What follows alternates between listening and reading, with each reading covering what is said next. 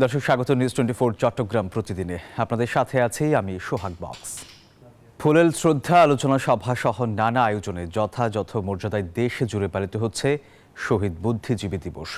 শ্রদ্ধা জানাতে শহীদ মিনার ও বৌদ্ধভূমিগুলোতে স্থানীয় প্রশাসন, বিভিন্ন রাজনৈতিক, সামাজিক ও সাংস্কৃতিক সংগঠন সহ সর্বসাধারণের ঢল নামে জেলা উপজেলায় পালন করা হচ্ছে নানা কর্মসূচি। বিস্তারিত ডেস্ক রিপোর্টে।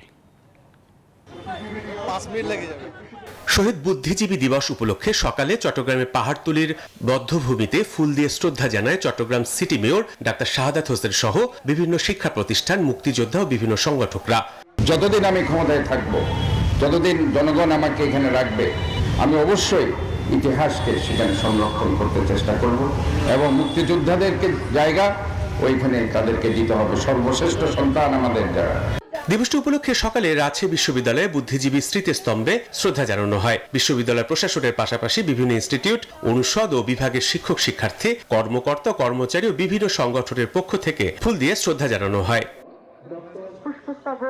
বরিশালে সকাল 10টায় কীর্তনখোলা নদী তীরের বধ্যভূমিতে শ্রদ্ধা নিবেদন করে বিভাগীয়, জেলা প্রশাসন এবং পুলিশ প্রশাসন। শহীদ স্মৃতি ফলকে শ্রদ্ধা জানায় বিএনপি সহ বিভিন্ন রাজনৈতিক, সামাজিক ও সাংস্কৃতিক সংগঠন।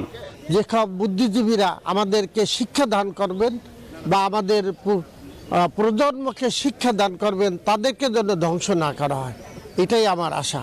সরকারের কাছে আবেদন করব, যে সমস্ত শ্রেষ্ঠ সন্তানকে হত্যা করা হচ্ছিল তাদের জীবনী পাঠ্যপুস্তকের মাধ্যমে নতুন প্রজন্মকে যাতে জানতে দেওয়া হয়। রংপুর টাউন হল চত্বরে বধ্যভূমিতে বিভাগীয়, জেলা প্রশাসন সহ বিভিন্ন রাজনৈতিক, সামাজিক ও সাংস্কৃতিক সংগঠন ফুল দিয়ে শ্রদ্ধা জানান। আমি আজকের এই দিনে সেই সমস্ত শহীদ বুদ্ধিজীবী যারা জাতির পাঞ্জেরি ছিলেন, কান্ডারি ছিলেন নির্দিষ্ট সেক্টরে, তাদের আত্মার মাগফিরাত কামনা করে। টাঙ্গাইলে মাওলানা ভাসানী বিজ্ঞান ও প্রযুক্তি বিশ্ববিদ্যালয়ে শোক র্যালির পর শহীদ বুদ্ধিজীবী স্মৃতিস্তম্ভে পুষ্পস্তবক অর্পণ করা হয়। যশোরের শঙ্করপুর বধ্যভূমি স্মৃতিস্তম্ভেও শ্রদ্ধা জানানো হয়। রাজবাড়ীতে লোকসেট বধ্যভূমিতে ফুল দিয়ে শ্রদ্ধা জানায় জেলা প্রশাসন, পুলিশ প্রশাসন ও বীর মুক্তিযোদ্ধা সহ সরকারি বিভিন্ন দপ্তরের কর্মকর্তা, কর্মচারীরা। এছাড়াও ফরিদপুর, মেহেরপুর, গোপালগঞ্জ সহ দেশজুড়ে নানা কর্মসূচিতে পালিত হচ্ছে শহীদ বুদ্ধিজীবী দিবস। Desk report, news 24। আমনের ভরা মৌসুমেও চট্টগ্রামে বেড়েছে চালের দাম। এক সপ্তাহের ব্যবধানে চট্টগ্রামের পাইকারি বাজারে বস্তা প্রতি চালের দাম বেড়েছে 150 থেকে 300 টাকা পর্যন্ত। দর্শক, বিস্তারিত জানাচ্ছেন সহকর্মী নয়ন বড়ুয়া জয়। নিয়ে চালবাজি কোনোভাবে থামানো যাচ্ছে না। চট্টগ্রামের চাকতায় চালপট্টিতে আমরা এসেছি, দেখতে পাচ্ছেন চালের ট্রাক ভর্তি আমরা দেখছি চাল, এমনকি যে গোডাউনগুলো আছে সব গোডাউনে চালের কোনো কমতি নেই। উত্তরবঙ্গের উপর অনেকটা নির্ভর হতে হয় বন্দরগুলির মানুষের চালের চাহিদা, তো যেহেতু চালের চাহিদা উত্তরবঙ্গের উপরেই নির্ভর হতে হয়, তার কারণে আমরা দেখছি এখানে যারা ব্যবসায়ী তারা বলছেন উত্তরবঙ্গ থেকে চাল আনতে কিছুটা তাদের ব্যাগ পেতে হচ্ছে, একই সাথে দাম সেখানে বেড়েছে, তার কারণে চালের দামটা অনেকটা বেড়েছে বলে তারা মনে করছেন। আমরা দেখানোর চেষ্টা করছি যে চালের কোনো কমতি দেখতে পাচ্ছি, সাজিয়ে রাখা হয়েছে, এমনকি যে গোডাউন আমরা দেখাতে চাচ্ছি একেবারে পুরো গোডাউন ভরে আছে নানা রকমের চাল। এমনকি চট্টগ্রামের মানুষ আসলে আতপ চালের প্রতি সবচেয়ে বেশি তাদের পছন্দ, তার কারণে আতপ চালে সবচেয়ে বেশি এখানে আছে। একই সাথে সন্না সেদ্ধ থেকে নিয়ে বিভিন্ন সেদ্ধ চালের দাম কিন্তু অনেকটা বেড়েছে বলে আমাদেরকে জানিয়েছেন। এখানে যারা বিক্রেতারা আছে তাদের সাথে একটু কথা বলতে যাচ্ছি, আমি একটু জানতে চাচ্ছি হঠাৎ করে চালের দামটা এত বেশি। সপ্তাহের পরে বাজার নতুন চাল আসবে, তখন বাজার একটু কমতে পারে। চট্টগ্রামের চালের যে এটা তো পুরোটা কিন্তু উত্তরবঙ্গের উপরে নির্ভর করে। সেটা তো উত্তরবঙ্গ থেকে মোকাম থেকে যদি চাল এখানে না আসে তাহলে এখানে বাজার অর্ধ করতে থাকে। বুঝতে পেরেছেন, এখানে উত্তরবঙ্গের উপরে অনেকটা নির্ভর বলছে, আসলে সেখানে কিন্তু চালের দামটা একটু বেড়েছে, যেহেতু এখন আমন ধান কাটা শুরু হয়েছে, নতুন ধানের চাল কিন্তু বাজারে আসতে শুরু করেছে, সেখানে সিন্ডিকেটে ভর করছে এমন কথা আমাদেরকে জানিয়েছেন। এই কারণে প্রশাসনের যে তদারকি, তারা তদারকি শুরু করবে বলে আমাদেরকে জানিয়েছেন। এই ছিল আমার এখানকার সর্বশেষ। পরবর্তীতে আর কোনো তথ্য থাকলে আমরা জানানোর চেষ্টা করব। কুমিল্লায় 3টি রেল স্টেশনের আধুনিকায়ন হয়েছে প্রায় 200 কোটি টাকা ব্যয়ে, তবে চালু হয়নি এখনো, কারণ স্টেশনগুলোতে ট্রেন থামে না, আর তাই মানুষ এখানে কেবল ঘুরতে আসে। এদিকে দিন দিন লোকসান গুনতে হচ্ছে রেল কর্তৃপক্ষকে। স্টেশনের মালামাল নষ্ট হচ্ছে, চুরিও যাচ্ছে। এইচএ মহিউদ্দিনের পাঠানো তথ্যচিত্র ডেস্ক রিপোর্ট। যাত্রীদের বসার জন্য স্টেশনগুলোর প্ল্যাটফর্মে বেঞ্চ রয়েছে। এক প্ল্যাটফর্ম থেকে আরেক প্ল্যাটফর্মে যাওয়ার জন্য রয়েছে দৃষ্টিনন্দন ফুটওভার ব্রিজ। এছাড়া বখাটে কিংবা গরু ছাগল যাতে ঢুকতে না পারে সেজন্য রয়েছে লোহার শিকল দিয়ে টানা প্রাচীর। তবে এর কোনোটিতেই থামে না ট্রেন, হয় না যাত্রী কিংবা মালামাল ওঠানামা। প্রায় 200 কোটি টাকা ব্যয়ে কুমিল্লার ময়নামতি, লালমাই এবং আলিশ্বর এই 3টি রেল স্টেশনকে অত্যাধুনিক করলেও বন্ধ রয়েছে কার্যক্রম। বন্ধ থাকায় এই 3টি রেল স্টেশন এখন পরিণত হয়েছে বিনোদন কেন্দ্রে। নষ্ট হচ্ছে যন্ত্রপাতি, প্রতি বছর লাখ লাখ টাকা লোকসান গুনতে হচ্ছে সরকারকে। এক্সপ্রেস ট্রেনে আমার মনে একটি স্টপেজ থাকা দরকার কুমিল্লায়, এদের চাহিদা আছে এবং আমি মনে করি না হলে যেটা হবে এটা হলো কুমিল্লা বঞ্চিত হবে। স্টেশন বানাইছে অনেক সুন্দর, কিন্তু এটাতে যদি ট্রেন না থামে, জনগণ যদি এটা ব্যবহারই করতে না পারে, আসলে এটা তো রাষ্ট্রীয় একটা সম্পদের অপচয় হিসেবেই আমরা বলতে পারি। রেল কর্তৃপক্ষ বলছে পুরনো স্টেশন নতুন রূপ পেলেও এখনো বুঝিয়ে দেয়া হয়নি। ঢাকা টু কক্সবাজার 2টি ট্রেন কুমিল্লা হয়ে গেলেও এ জেলায় থামে না। প্রায় 1 যুগ আগে লোকবল সংকটের কারণে স্টেশনগুলো বন্ধ করে দেয় রেল বিভাগ। Desk report, news 24। চট্টগ্রাম প্রতিদিনে সময় হলো একটা বিরতির, সাথেই থাকুন।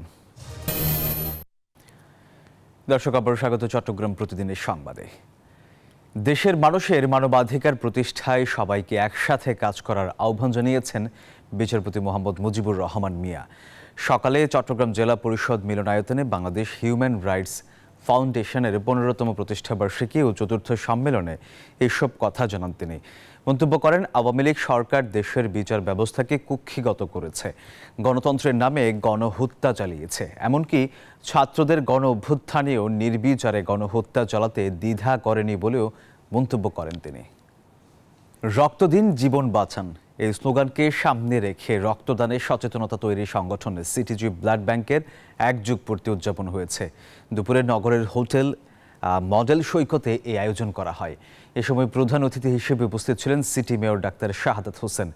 বিশেষ অতিথি হিসেবে উপস্থিত ছিলেন চট্টগ্রামের civil surgeon doctor Jahangir Alam. উপস্থিত ছিলেন ডক্টর শাহেদ আহমেদ চৌধুরী।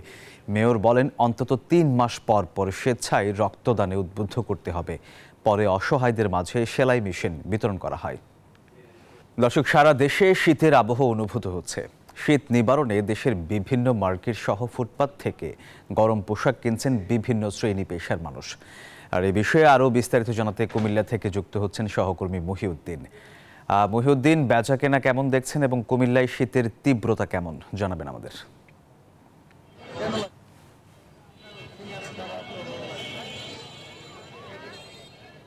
ধন্যবাদ সোহাগ আপনাকে। আপনি যেমনটি বলছিলেন, শীত যতই ঘনিয়ে আসছে ততই শীতের যে নিবারণের জন্য গরম কাপড় প্রয়োজন, সেই গরম কাপড় কেনা নিয়ে ব্যস্ত সাধারণ মানুষ। গত 3 দিন থেকেই কুমিল্লায় কিন্তু সূর্যের আলো দেখা যায়নি, যার পরিপ্রেক্ষিতে ঠান্ডা বাতাস সহ শীতের প্রকোপে কুমিল্লার সাধারণ মানুষ। তা আমি যদি আপনাকে একটু দেখাতে যাই যে সাধারণ মানুষ কেনার জন্য, শীতের বস্ত্র কেনার জন্য উপচে পড়া ভিড় লাগছে এবং যে ফুটপাত রয়েছে সেই ফুটপাতেই বিশেষ করে কম দামে কিন্তু তারা এই শীতের কাপড় কেনার জন্য তারা কিনছেন। আপনাদেরকে একটু দেখানোর চেষ্টা করি কুমিল্লা টাউন হল গেটের মধ্যে যে সাধারণ মানুষ শীতের বস্ত্র কিনছেন। আমি যদি একজন ক্রেতার সাথে একটু কথা বলি, এই যে আপনারা যে শীত বস্ত্র কিনছেন এবং গত কয়েকদিন কুমিল্লা কোনো আলো ছিল না, যার প্রেক্ষিতে ঠান্ডা বাতাসও বাড়ছে, কেন আপনারা এই ফুটপাত থেকে কিনছেন?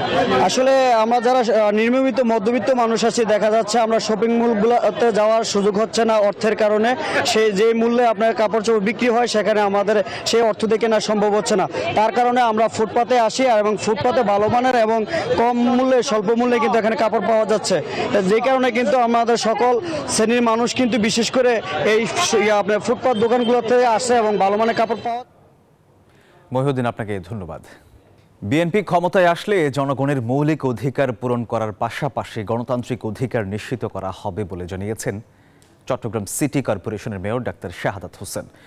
রাতে শাহ আমানত ব্রিজ সংলগ্ন বিশ্বরোড রাজাখালী এলাকায় 35 নং বক্সিরহাট ওয়ার্ড যুবদলের উদ্যোগে দুস্থদের মাঝে শীত বস্ত্র বিতরণ অনুষ্ঠানে তিনি এসব কথা জানান। এ সময় যুবদল ছাত্রদলের বিভিন্ন নেতা কর্মীরা উপস্থিত ছিলেন। এ সময় অসহায়দের সহায়তায় বিত্তবানদের এগিয়ে আসার আহ্বান জানান বক্তারা। দর্শকরা, এই ছিল চট্টগ্রাম প্রতিদিনের সংবাদে। ধন্যবাদ সবাইকে।